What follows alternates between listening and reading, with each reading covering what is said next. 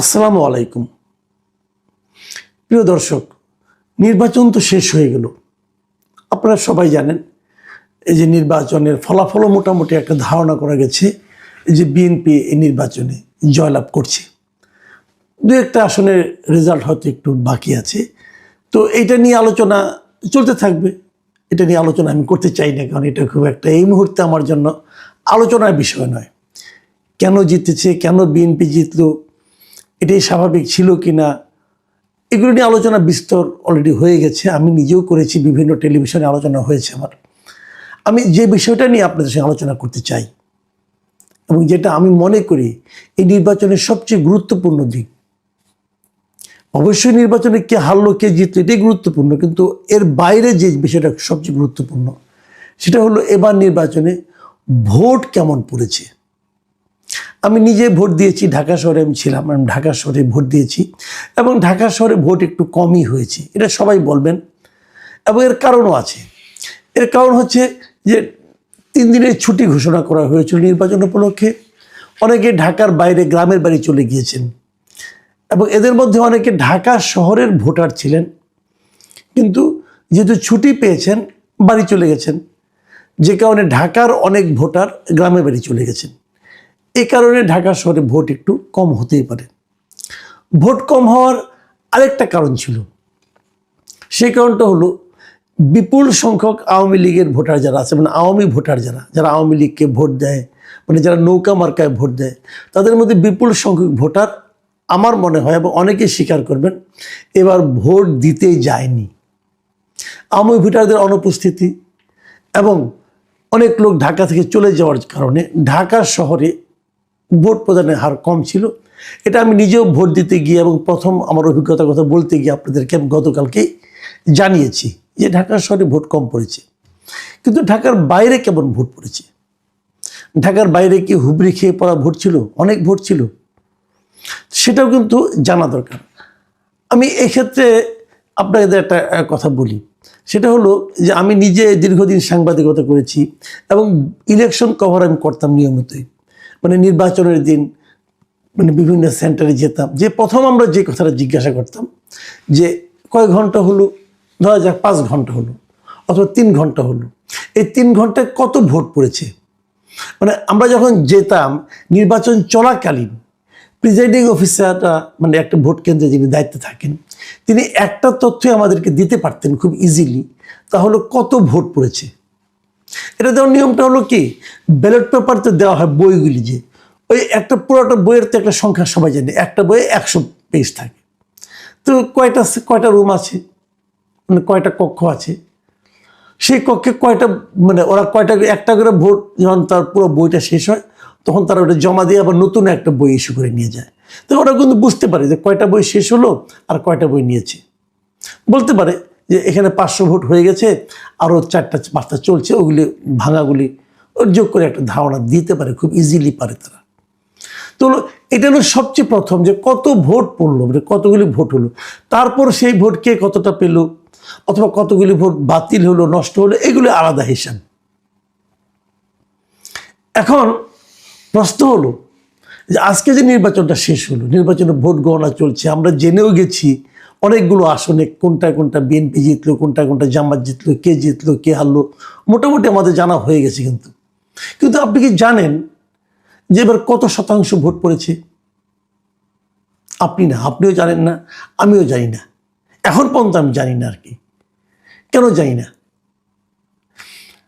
যে জিনিসটা জানা সবচেয়ে সহজ, যেটা প্রত্যেকটা নির্বাচনে সবার আগে জানিয়ে দেওয়া হয়, এর আগে যত নির্বাচন হয়েছে সব নির্বাচনে প্রথমেই যে তথ্যটা জানিয়ে দেওয়া হয় সেটা হলো কত শতাংশ ভোট পড়েছে, মানে মোট ভোটার যা আছে তার মধ্যে কত শতাংশ ভোট পড়লো। মানে কত ভোট পড়লো এটা যদি আপনি জানতে পারেন তাহলে মোট ভোটের সঙ্গে শতাংশ করলে সেটা বেরিয়ে যায়। এখানে কঠিন কিছু নাই। কিন্তু এবার রাত 10টা পর্যন্ত যখন কোনো ফলাফল, মানে কেউ যখন জানতে পারলো না যে কত ভোট পড়েছে, তখন সাংবাদিকরা কিন্তু নির্বাচন কমিশনের ভেতরে যে একটা থাকে, কন্ট্রোল রুম থাকে, সেখানে সাংবাদিকদের ওরা ব্রিফ করেন যে এত ভোট পড়েছে, এত অমুক আসনে অমুক এগিয়ে আছে, হয়তো 150 আসন, 150 কেন্দ্র আছে, তারপরে 70টা কেন্দ্রের ফল জানা গেছে, কে এগিয়ে আছে, এগুলো আংশিক ফলাফল, এগুলো ঘোষণা করা হয়, এটা আগেও হতো। তো সাংবাদিকরা 10টার দিকে যখন জিজ্ঞাসা করেছে যে কত ভোট পড়েছে, তো তার আগে প্রথমত তারা জিজ্ঞাসা করেছে সিইসিকে। ভোট গণনা যখন শুরু হলো সন্ধ্যার পরপরই, তখন সিইসি যখন আসলেন তখন সিইসিকে জিজ্ঞাসা করলো যে কত ভোট কাস্ট হয়েছে। সিইসি বললেন এটা ইসির সচিব বলবেন। ঠিক আছে, তারপর সচিব এই আংশিক ফল প্রকাশ করা শুরু করলো। রাত 10টার দিকে এই ইসি সচিবকে, নির্বাচন কমিশনের যিনি সচিব আছেন, তাকে সাংবাদিকরা জিজ্ঞাসা করলো যে কত শতাংশ ভোট পড়েছে, এবং উনি বললেন কি, এত অধৈর্য হলে তো হবে না, আপনারা যদি এত অধৈর্য হন তাহলে আমি এটা বন্ধ করে দিয়ে ওটার দিকে যাই, মানে এটা মানে ওই আংশিক ফল বন্ধ করে দিয়ে টোটাল কত শতাংশ ভোট পড়েছে ওটার দিকে যাই। বুঝেন, উনি বিরক্ত। এই বিরক্তির ভিত্তিটা কি? উনি তো বিরক্ত হতে পারেন না, কারণ ওনার কাছে থেকে সহজ প্রশ্ন করা হয়েছে। এবং তখন উনি আবার এটা বললেন যে কত শতাংশ ভোট পাওয়া গেছে এটা বলা হবে 299টা আসনের ভোট কাউন্ট করার পরে, মানে সবগুলি আসনের ভোট কাউন্ট করা হবে, সবগুলি বিজয়ী ঘোষণা করা হবে, তারপর বলা হবে যে মোট কত শতাংশ ভোট পড়েছে। এটা ওনার বক্তব্য সাংবাদিকদের কাছে। কিন্তু আমার প্রশ্ন হলো যে সবগুলি আসনের ফলাফল জানানোর পর আপনাকে কেন মোট ভোটের কথা বলতে হবে? কারণটা কি? এই প্রশ্নের জবাবটা কিন্তু আমি এখনো জানি না। দেখেন, মোট ভোট জানাটা কেমন সহজ। প্রিজাইডিং অফিসার টোটাল ভোটের হিসাব দিবেন, ওনার কাছে কতগুলি ব্যালট পেপার গিয়েছে, কতগুলি ব্যালট পেপার ইউজ হয়েছে। এটা তো 4টার সময় যদি 4:30 পর্যন্ত ভোট হয়ে থাকে, 10 মিনিটের মধ্যে ওনার পক্ষে বের করা সম্ভব ওনার এই কেন্দ্রে কত ভোট পড়েছে। এবং প্রিজাইডিং অফিসাররা এটা দিয়ে দিবেন সহকারী রিটার্নিং অফিসারের কাছে। এটাতে এখন মুহূর্তের মধ্যেই আপনার মেসেজ দিয়ে মেল করে আপনি পাঠাতে পারেন। সহকারী রিটার্নিং অফিসার যিনি থাকবেন, মানে সাধারণত উপজেলা যিনি ইউএনও হন আর কি, উনি এটা সঙ্গে সঙ্গে পাঠিয়ে দেবেন রিটার্নিং অফিসারের কাছে, মানে জেলা প্রশাসকের কাছে। রিটার্নিং অফিসার পাঠিয়ে দেবেন নির্বাচন কমিশন সচিবালয়ে। এই পুরো কাজটা করতে 15 থেকে 20 মিনিটের বেশি সময় লাগার কোনোই কারণ নাই। তার মানে 6টার মানে 4:30 ভোট শেষ হয়ে গেছে, বড় জোর 5টা, ধরলাম 6টার মধ্যেই জানিয়ে দেওয়া সম্ভব যে কত ভোট পড়েছে। সেটা জানানো হলো না কেন রাত 10টার সময় তারা জানাতে পারছেন না, এবং তারা অল্প অল্প করে জানাচ্ছেন। যতটুকু জানতে পেরেছি আমরা এই পর্যন্ত, প্রথমে দুপুর 12টার সময় জানিয়েছেন যে 32.88% ভোট পড়েছে। কিভাবে জানালেন? আমি যেভাবে বললাম ওভাবেই জানিয়েছেন। তো তখনও ভোট শেষ হয় নাই, কাজে ওভাবেই জানাতে হবে। 2টার সময় জানালেন যে 47.91% ভোট পড়েছে। দেখেন, মাত্র 2 ঘন্টার মধ্যে কিন্তু 32 থেকে 47% হয়ে গেল, মানে 15% ভোট পড়ল। আপনারা মাথায় রাখেন মোট ভোটার কত ছিল এবার মোট ভোটারের সংখ্যা ছিল 12,77,00,000, মানে প্রায় 13 কোটি। এই 13 কোটি ভোটারের মধ্যে মাত্র 2 ঘন্টার মধ্যে 15% ভোট কিন্তু বলা গেল। 15% মানে প্রায় 1.5 কোটি ভোট, 1.5 কোটিরও বেশি, প্রায় 1,70,00,000 ভোট কিন্তু তারা মাত্র 2 ঘন্টার মধ্যে বেড়ে গেল। কিন্তু যাক, এগুলি নানা রকম সন্দেহের কথা বলার জন্য আমি বললাম। কিন্তু সেটা যেটাই হোক, সংখ্যা যাই পারুক, আমার কোনো আপত্তি নেই। কিন্তু আপনি কেন 6টার মধ্যে পুরো ভোট কত পড়েছে সেটা বলতে পারছেন না?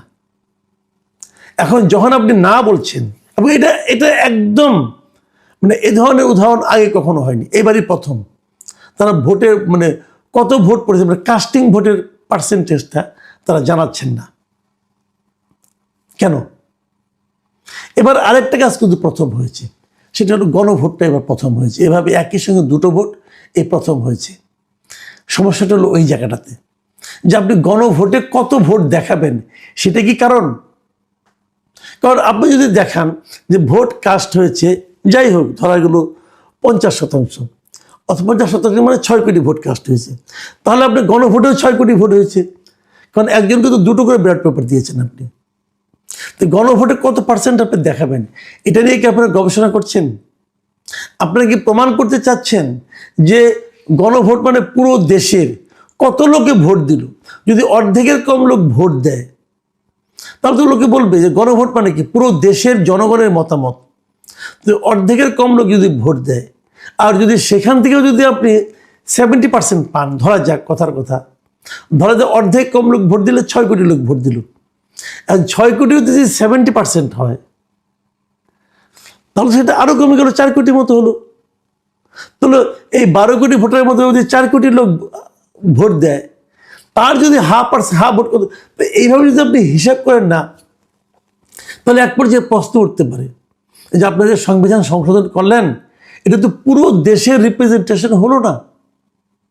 এই ভয়ের কারণেই কি এরা ভোটের হারটা কম করে দেখাচ্ছে না? তারা মানে কি তারা হা না ভোট গুনে এক পর্যায়ে যে কত পার্সেন্ট ভোট দেখালে পরে হা ভোটের সংখ্যা 50%-এর বেশি হয়, তারা কি এই হিসেবের দিকে যাচ্ছে? এই জন্যই কি ভোটটা কমিয়ে দেখাচ্ছে, এবারে ভোটের পুরো ভোটের সংখ্যাটা জানাচ্ছে না? এ ধরনের প্রশ্ন কিন্তু আসতো না, আসছে ওই কারণেই যে বিলম্ব, অপ্রয়োজনীয় অযৌক্তিক যে বিলম্ব, তার কারণে। এখন এখানে সবচেয়ে বাঁচার উপায় হলো বলা যে ওনারা আসলে অভিজ্ঞ না, তো এই জন্য বলতে পারছেন না।